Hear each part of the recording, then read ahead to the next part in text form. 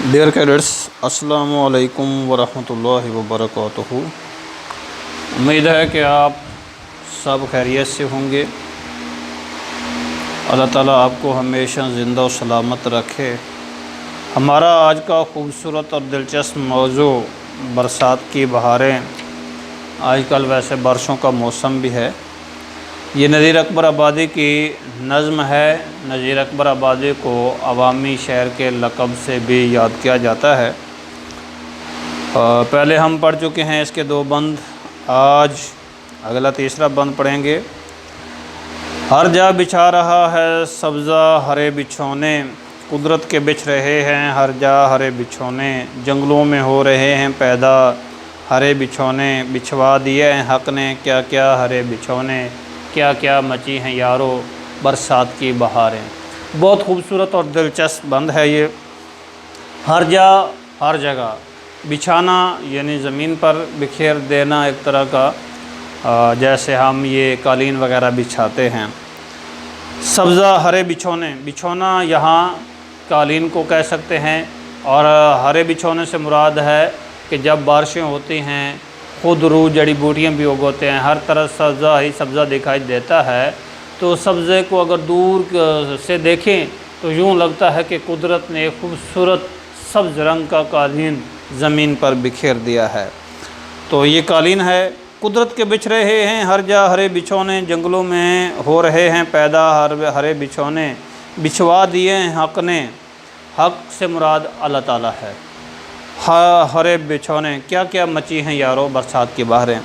تو شاعر جب بارشیں آتی ہیں اس کو خوبصورت منظر پیش کرتے ہوئے یہ کہنا چاہتا ہے کہ اللہ تعالیٰ کی قدرت کاملہ وہاں بھی دیکھنے کو ہمیں ملتی ہے۔ جو چیزیں پہلے سے بالکل جلی سڑی ہوئی ہوتی ہیں ان کی رویدگی اور تازگی ختم ہو گئی ہوتی ہے، بارش برسنے کے بعد یوں لگتا ہے کہ ان کو ایک نئی زندگی مل گئی ہے اور وہ اپنے جوش میں کھل رہی ہیں، اور ان کو کھلنے سے کوئی نہیں روک رہا۔ اور یقیناً آپ نے کبھی ملاحظہ کیا ہوگا کہ اگر کثرت سے بارشیں ہو جائیں تو کیا صحرا، کیا میدانی علاقہ جات، کیا پہاڑوں کی وادیاں، ایون کہ پہاڑوں کی چوٹیاں، ہر جگہ یہ سبزہ ہی سبزہ، ہریالی ہریالی دیکھنے کو ملتی ہے، اور اس قدر خوبصورت سامان پیدا ہو جاتا ہے کہ گویا ہمیں دور تک نظر آتا ہے کہ اللہ تعالیٰ نے ایک خوبصورت سبز رنگ کا قالین بنا دیا ہے اور پوری روئے زمین پر اس کو بکھیر دیا ہے۔ تو یہ تو تھیں کہ جو تبدیلیاں آتی ہیں، اور شاعر کی ہمیں داد یہ دینا پڑے گی کہ اس نے کمال مہارت کے ساتھ خوبصورت ایک تصویر پیش کی ہے لفظوں کے ذریعے، جس کو ہم منظر کشی کہہ سکتے ہیں۔ تو بڑی اچھی منظر کشی ان اشعار میں تقریباً تمام بندوں میں کی گئی ہے۔ تو آپ دیکھیے گے کہ ہر جگہ کہتا ہے سبزے کے ہرے بچھونے بچھ رہے ہیں، قالین بچھ رہے ہیں، اور یہاں تو قدرت صاف ظاہر طور پر دیکھنے کو ملتی ہے۔ ایون کہ جنگلوں میں بھی، شرائع علاقہ جاتے ہیں، جنگل ہیں، بیابان ہیں، وہاں بھی خوبصورت پودے اور جڑی بوٹیاں اگاتی ہیں۔ بچھوا دیا حق نے ہر جگہ ہرے بچھونے، اللہ تعالیٰ نے ہر جگہ یہ سبز رنگ کے قالین بچھوا دیے ہیں۔ تو یہ بیٹا خوبصورت اللہ تعالیٰ کی کاریگری کا منہ بولتا ثبوت ہے۔ اگلا بند دیکھیے، سبزوں کی لہلہاٹ کچھ ابر کی سیاہی، اور چھا رہی ہیں گھٹائیں سرخ اور سفید کاہی، سب بھیگتے ہیں گھر گھر لیمات آب ماہی، یہ رنگ کون رنگے تیرے سوا الہی، کیا کیا مچی ہیں یارو برسات کی بہاریں۔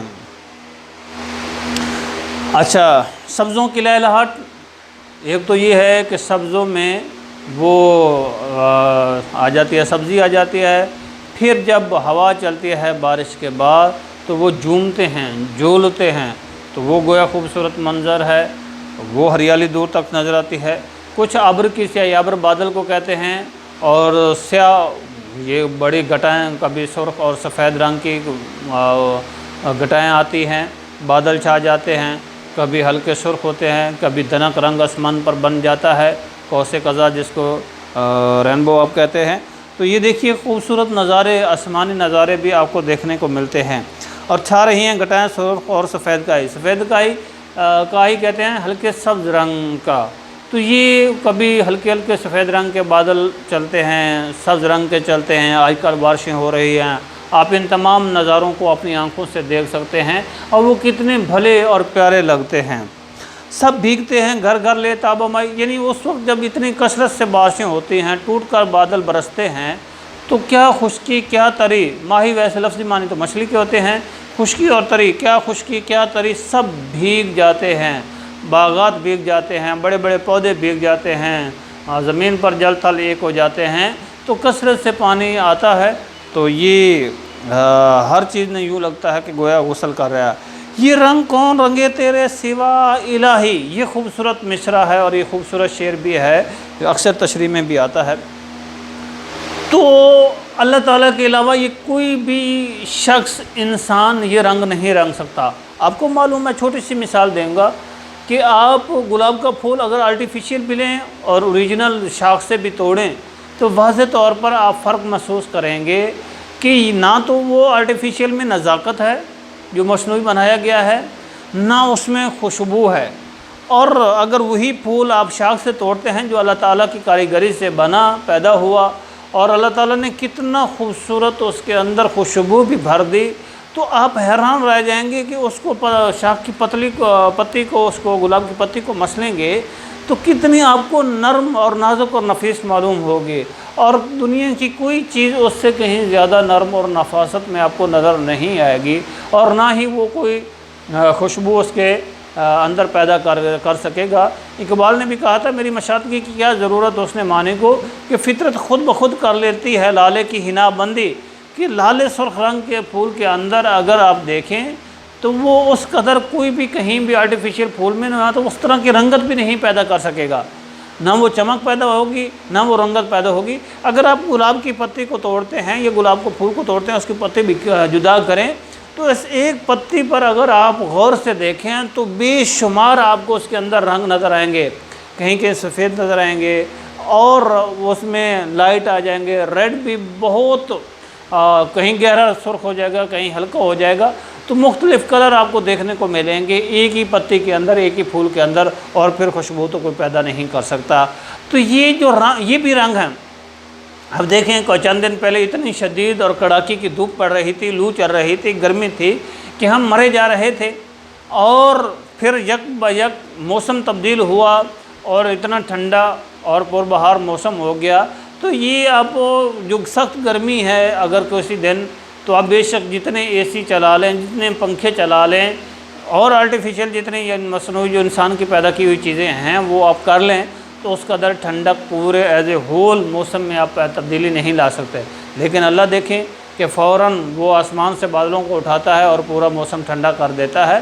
تو یہ انسان کے بس کی بات نہیں ہے، اور ان چیزوں کو دیکھ کر ہمیں یہ کہنا پڑتا ہے کہ وہی خدا ہے جو اس نظام ہستی کو چلا رہا ہے، اس کے علاوہ کوئی چلانے والا نہیں ہے۔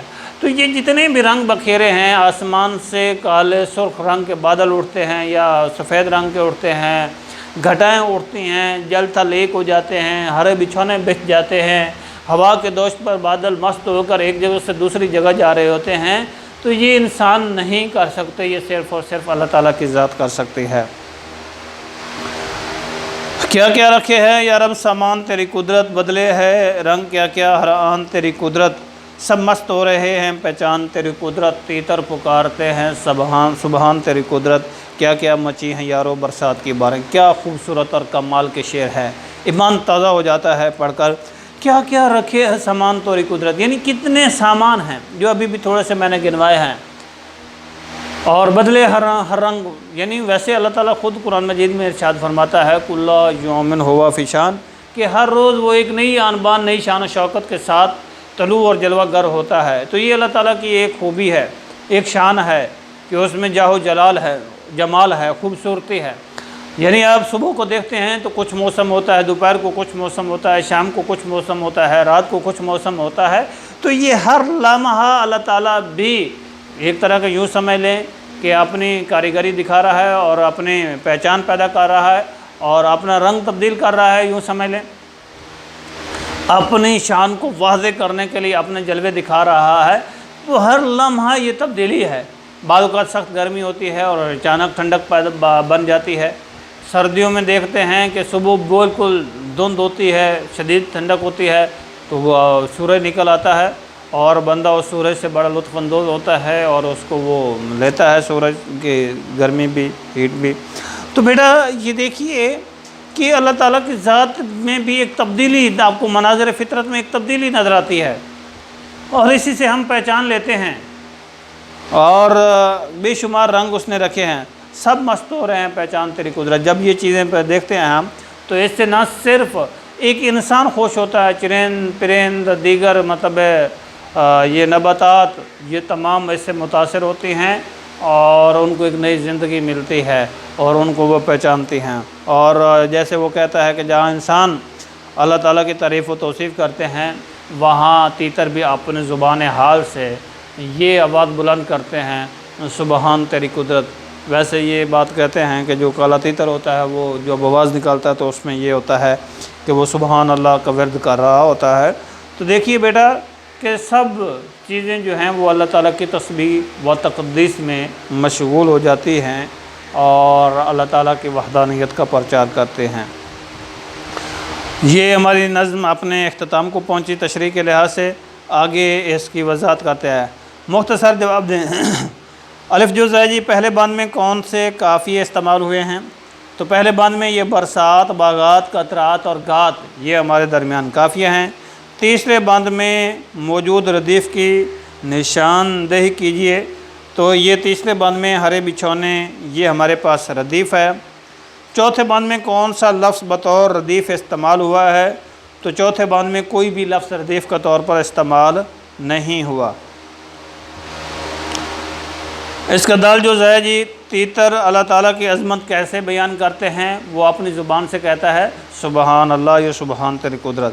گلزار کے بھیگنے اور سبزے کے نہانے سے کیا مراد ہے؟ کہ جب کثرت سے بارش ہوتی ہے تو باغات بھی دھل جاتے ہیں، درخت بھی دھل جاتے ہیں، ان پر نئی نئی شاخیں اور کونپلیں اگاتی ہیں، اور سبزوں پر پانی تو ایسے لگتا ہے کہ جیسے وہ اس کے اندر غوطے لگا رہے ہیں، ڈبکیاں لگا رہے ہیں اور اس میں وہ غسل کر رہے ہیں، ہر جگہ پانی نظر آتا ہے۔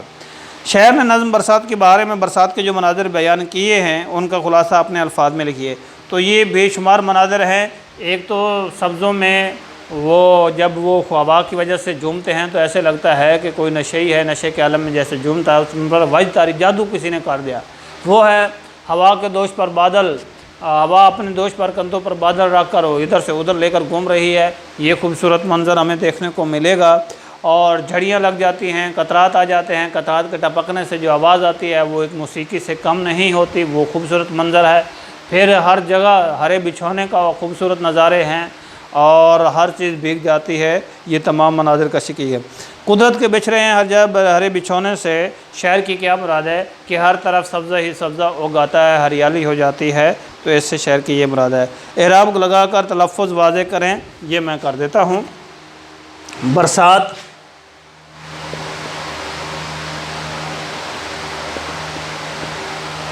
دوسرا ہے لہلہاٹ،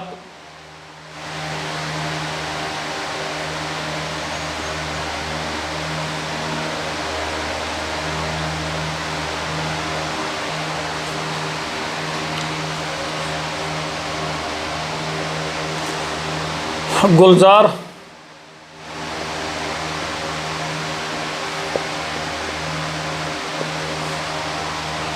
سبحان،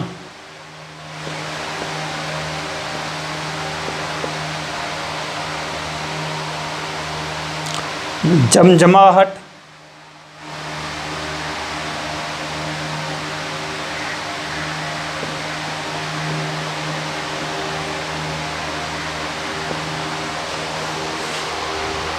مذکر اور مؤنث الفاظ کی نشاندہی کریں، یعنی ہم نے بتانا ہے کہ کون سے الفاظ یہاں مذکر ہیں اور کون سے مؤنث ہیں۔ ہوا چلتی ہے تو ہوا مؤنث ہے، چلیں میں یہ مؤنث الفاظ لکھ دیتا ہوں۔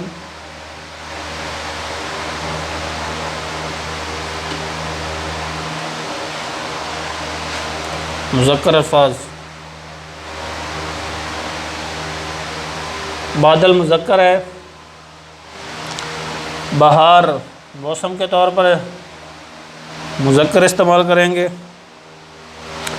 برسات موسم کے طور پر یہ بھی مذکر استعمال کریں گے. سبزہ مذکر، قدرت مؤنث،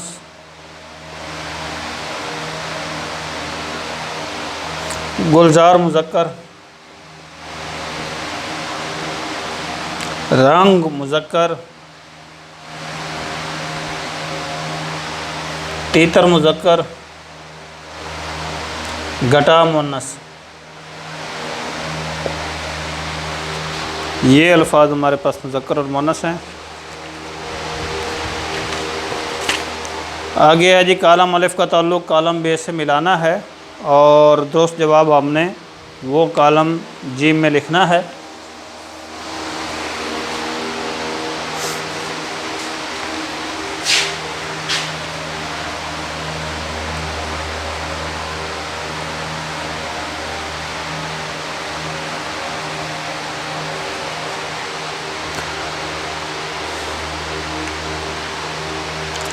سبزہ بچھونے،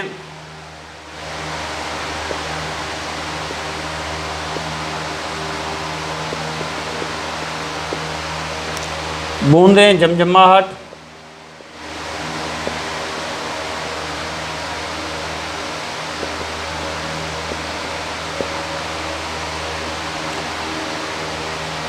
بادل،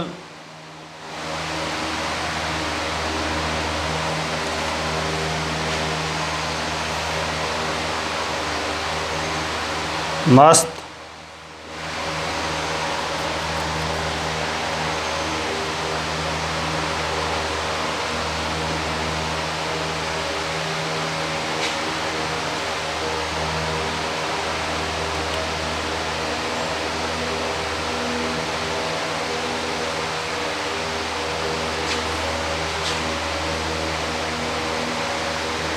پانی،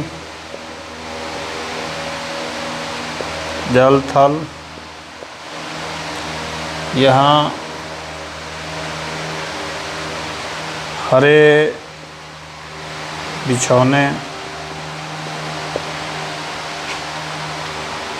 تیتر،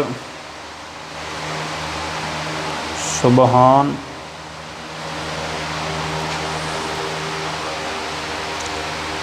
ابر، سیاہی، ماہ، ماہی، سبزہ لہلہٹ.